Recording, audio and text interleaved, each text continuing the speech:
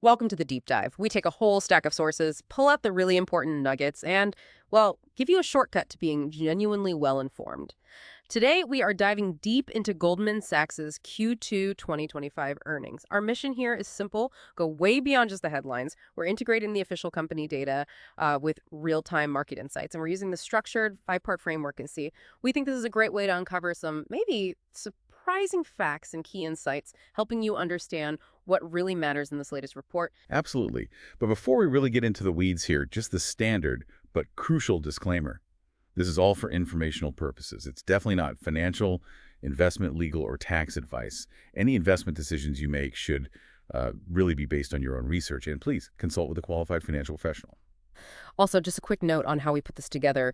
This deep dive was generated by an artificial intelligence model. It integrates data directly from Goldman's official earnings press release, along with publicly available market data. Now, it's designed for accuracy, but, you should always independently verify all the information yourself before making any decisions based on it.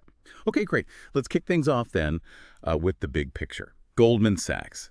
Wow. They didn't just meet expectations in Q2 2025. They pretty much smashed them, both on revenue and earnings per share. And this performance, well, it seems undeniably fueled by a resurgence in their core market-facing businesses, right?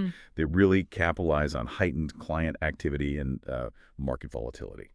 So let's jump right in. Now for slide one, the at-a-glance scorecard. Yeah, smash is probably the right word. What's fascinating when you look closer is just the sheer scale of this outperformance. On the revenue side, they reported total net revenues of $14.58 billion. That's a huge beat over the Wall Street consensus estimate, which is around $13.51 billion. So, I mean, that's over $1 billion more than expected. Pretty significant. And then for diluted earnings per share, or EPS, they delivered $10.91. Again, a really strong beat against the consensus estimate of $9.59. That exceeds expectations by, almost 14%. 14%, wow. That is a huge beat, and the market definitely reacted, didn't it? I saw Reuters reporting pretty quickly that the profit jump powered by, like you said, record equities trading and a pickup in deal-making led to a very positive initial stock price reaction. And the analyst sentiment seemed, overwhelmingly positive, framing it as a major success, resurgence of core investment banking, trading engines, kind of signaling a potential reopening of capital markets. But, okay, when you see such a strong initial reaction like that, are there any nuances we should maybe dig into, perhaps areas that didn't shine quite as brightly? That's a really good question. And, while the broad strokes were incredibly positive, looking at the core financial performance year over year gives us the full context. Total revenue hit $14,583 million in Q2 25. Compare that to $12,731 million in Q2 24. So that's a pretty robust 14.5% year-over-year growth. Net income for common shareholders, that grew even faster. Went from $2,891 million up to $3,473 million. That's a 20.1% jump. And then the diluted EPS, as we mentioned, surged from $8.62 to $10.91. That's that remarkable 26.6% year-over-year growth. So for this specific quarter, the strong growth was really quite broad-based within their core operations. All right, that 26.6% EPS growth really jumps off the page, especially when you compare it to the 14.5% revenue growth. That's quite a difference. Before we get into how they pulled that off, could you just quickly clarify for us the difference between basic and diluted EPS, and why diluted is the one investors really focus on? Yeah, sure. It's actually a pretty important distinction for anyone looking at company financials. So basic EPS is the net earnings applicable to common shareholders, that $3,473 million number, divided by the basic weighted average common shares outstanding, which is 313.7 million shares in this case. Simple division.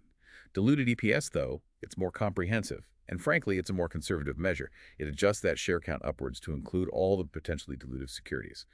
Think things like stock options or convertible bonds, stuff that could have become common stock and increased the total number of shares. So for Goldman in Q2, this meant adjusting the share count slightly higher to 318.3 million shares.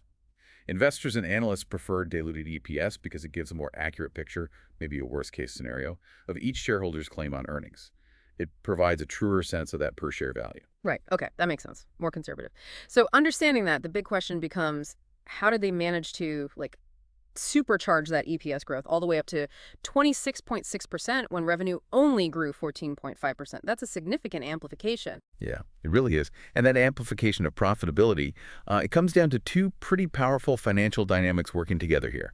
First, they achieved what's called positive operating leverage. Basically, their total net revenues increased by that 14.5%, right? But crucially, their total operating expenses grew much, much slower, only 8.3%. They went from about $8.5 billion in Q2 24 to $9.2 billion in Q2 25. So when your revenues grow faster than your costs, your profit margins expand. Simple as that. And that caused net income to grow at that faster rate, the 20.1% increase we saw. Okay, so costs grew slower than revenue. That's part one. Exactly. Part two is that this growing profit pie was then distributed among fewer slices, fewer shares. This was thanks to a pretty substantial share repurchase program. Goldman Sachs bought back 5.3 million of its own shares during the quarter, spending $3 billion to do it. That reduced the diluted average common share count by about 5.1%, down from 335.5 million to that 318.3 million figure. So you put it together, you have 20.1% net income growth spread across a 5.1% smaller share base. And that mechanically magnifies the per-share growth up to that impressive 26.6%.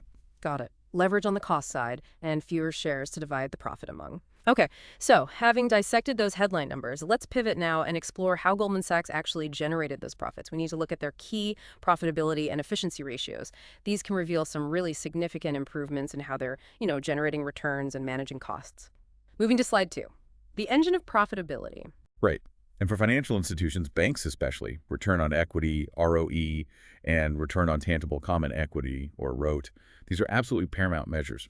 They essentially assess how effectively the bank is using its capital, its equity base, to generate profits for its shareholders. For Q2 2025, their annualized ROE came in at 12.8%. That's up a strong 1.9 percentage points compared to the same quarter last year. And the annualized ROTE, which many people view as a pure measure because it strips out intangible assets like goodwill, was even better at 13.6%. That's up 2.0 percentage points year over year. So seeing consistent improvement in both these metrics year over year, it tells you Goldman isn't just growing its business, it's also getting more efficient at turning its capital into shareholder profits. That's a key sign of a well-managed firm. More efficient. And that ties into the next metric, right? The efficiency ratio. Exactly. The efficiency ratio is another really critical metric for banks. It measures operating expenses as a percentage of net revenues. Lower is always better here. It means you're spending less to earn each dollar of revenue. For Q2 2025, the ratio was 63.4%.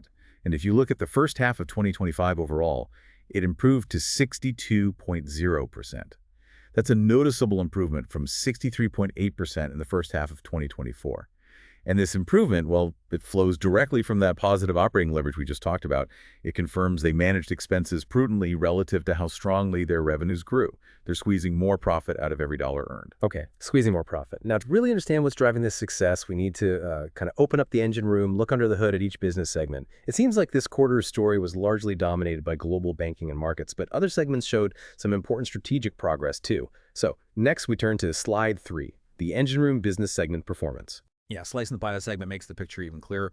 Global Banking and Markets, or GBM, was definitely the leader this quarter, no question. Their Q2 revenue jumped to $10.12 billion. That's a substantial 23.7% year-over-year growth. And their pre-tax earnings, even better, up 32.0% to $4.17 billion. Huge numbers there. Now, in contrast, you look at Asset and Wealth Management, AWM. Their Q2 revenue was $3.78 billion. That was actually down slightly, 2.6% year over year. Pre-tax earnings, they were $845 million, down 6.0%. We'll get into why in a second. Finally, Platform Solutions, their newest venture. Q2 revenue was $685 million, up just 2.4% year over year. But the key thing there was the progress on the bottom line. They significantly narrowed their pre-tax loss to just $57 million. That's a 61% improvement in the loss figure. Okay, so GBM was clearly the powerhouse this quarter. You called it the undisputed star. What exactly made it shine so brightly? What's behind that incredible strength? Well, GBM was firing on all cylinders, really. Broad-based performance across both its main components. Investment banking and markets, which is their trading business. Investment banking fees overall rose a healthy 26% to $2.19 billion. But the real standout within that was advisory fees.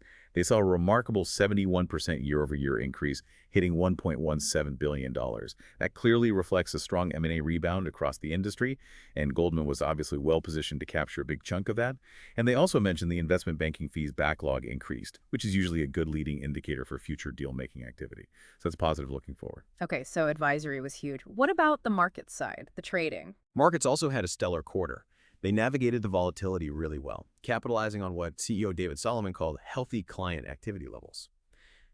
Equities trading revenue actually hit a record $4.30 billion. That's a massive 36% increase year over year. They saw strength in both intermediation, basically matching buyers and sellers, and financing. And FICC, that's fixed income, currency, and commodities trading revenue, grew 9% to $3.47 billion. That was primarily driven by strong performance in financing activities within FICC. So yeah, it was a quarter where they truly leveraged their core strengths in trading and banking. Fascinating strength in GB&M. Now let's switch gears to Asset and Wealth Management, AWM.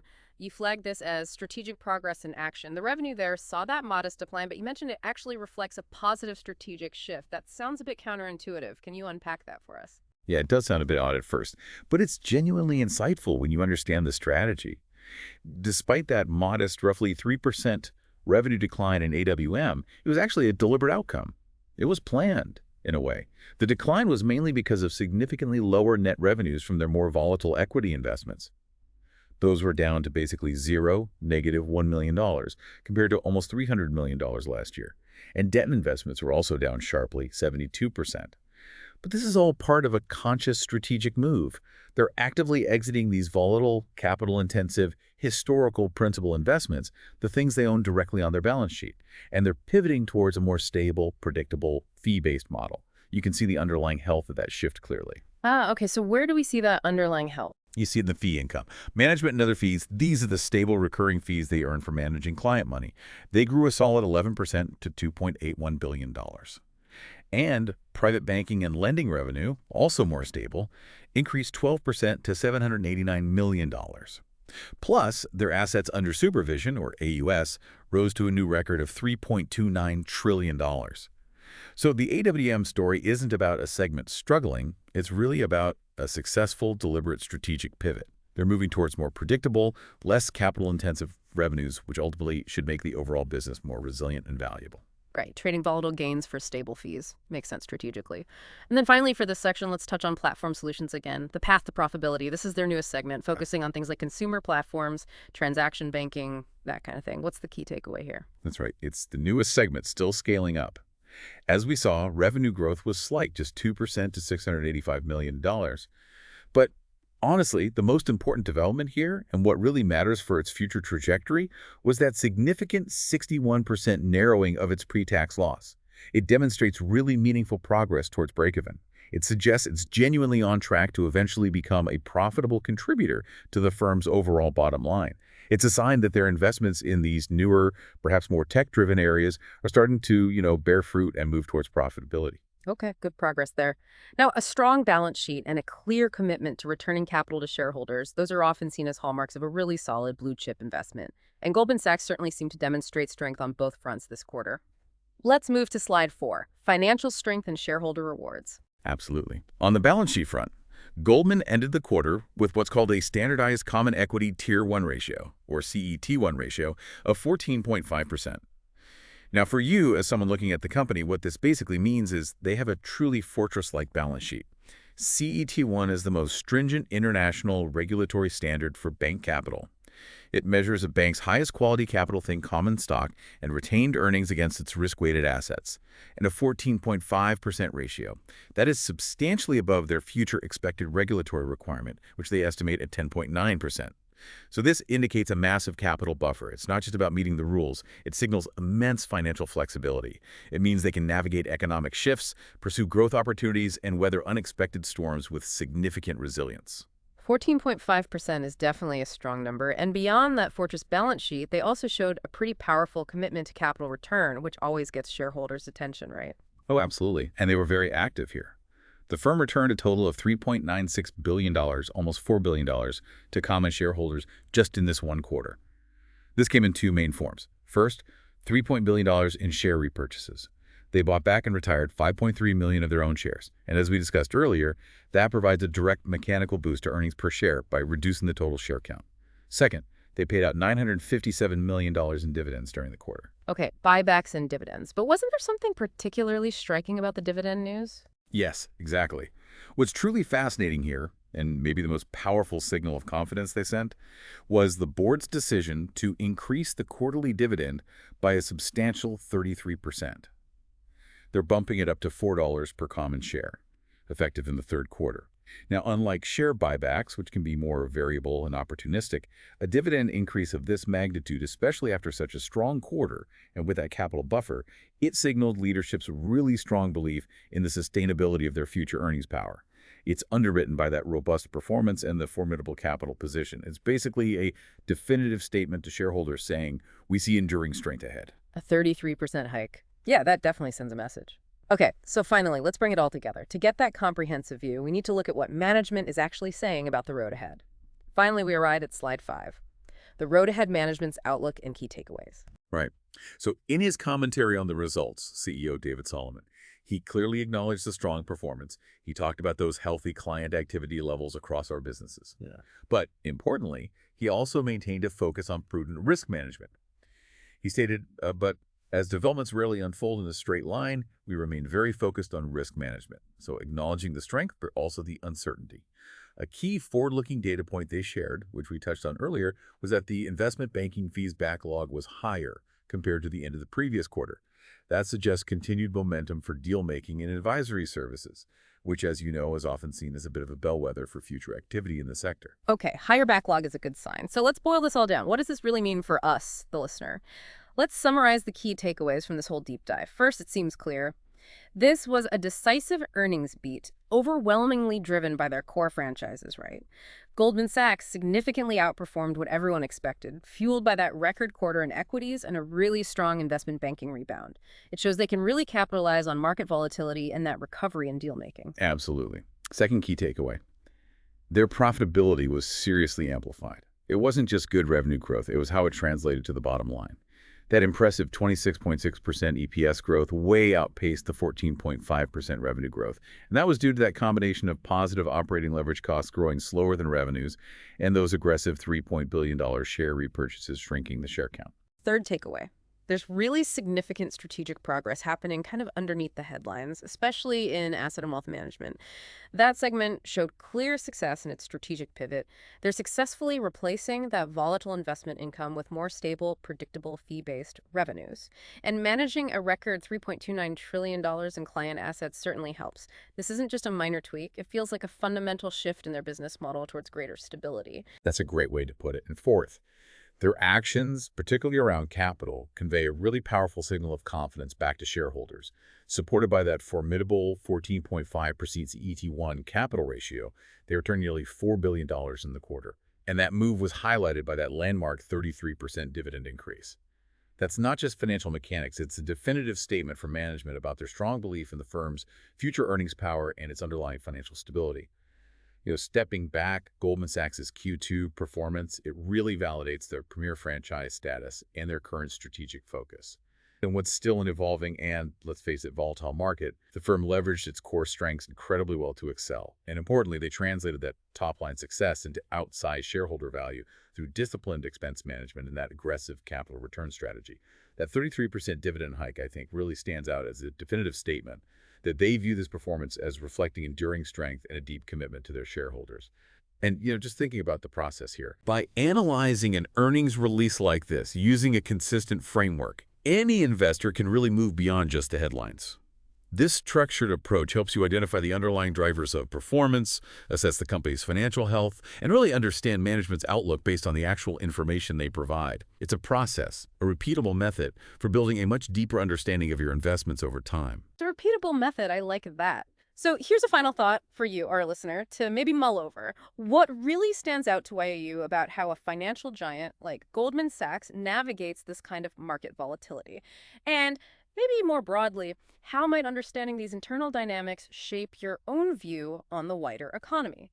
Like and subscribe to StockAnalytics.ai YouTube channel. Members get access to our growing library of all S&P 500 stocks and get priority requests for company deep dives.